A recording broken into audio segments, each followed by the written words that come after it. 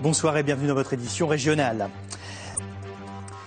Préparez-vous à en prendre plein les yeux. Nous vous emmènerons au festival Chartres en Lumière qui propose tous les soirs jusqu'au mois de septembre des animations spectaculaires. Rendons-nous maintenant en Eure-et-Loire pour Chartres en Lumière. Ce festival est né il y a 10 ans suite à, par exemple, l'opération de Lyon en Lumière. Et il attire chaque année près d'1 million de visiteurs. Il propose un spectacle gratuit tous les soirs, enchantement garanti. Reportage de Myriam Metaoui et Grégoire Réchois. Le bâtiment néanmoins qui est là a été construit en 3 phases bien distinctes. On a d'abord fait une façade à l'époque romane, on est au début du XIIe siècle.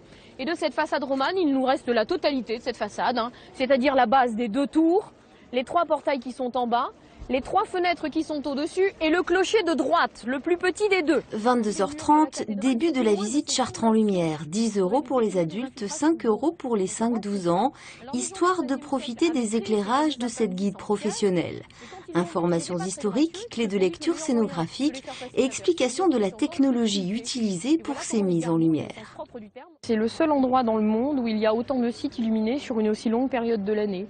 On fait partie d'une association qui s'appelle Lucie, qui réunit toutes les villes qui travaillent dans le monde autour du thème de la lumière. Et la petite ville de Chartres, avec ses 40 000 habitants, eh bien, est aux côtés dans cette association de Tokyo, Montréal et ce genre d'immenses villes. Alors on est très très fiers de pouvoir proposer ce spectacle unique au monde et un spectacle gratuit par-dessus le marché. Pendant 2 heures, nos visiteurs vont découvrir la ville de Chartres sous un autre jour. Enfin, d'une façon différente. Oh, c'est extraordinaire. C'est extraordinaire. Qu'est-ce qui vous plaît ? Ouais, toutes ces lumières, toute cette ambiance, vraiment cette majesté, si je puis dire, de ce que nous voyons.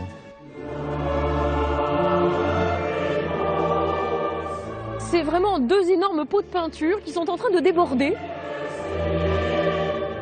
La peinture est en train de dégouliner le long de ces fameux pots de peinture.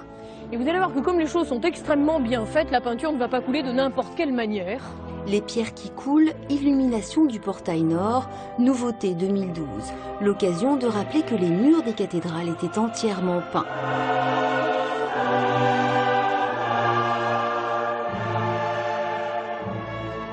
Pour celles et ceux qui ne souhaitent pas marcher, le petit train propose une balade au cœur des illuminations.